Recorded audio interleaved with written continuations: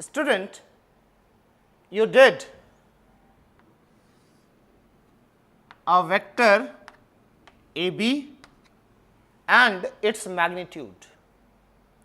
Magnitude, that means length of this line segment AB, or you can say the distance between points A and B.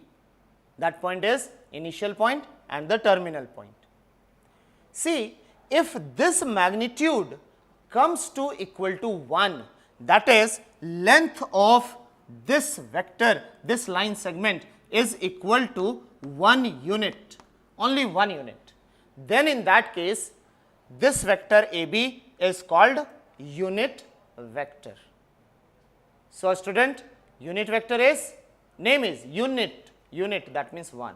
Unit vector is what? The vector whose magnitude is equal to 1 unit. Thank you.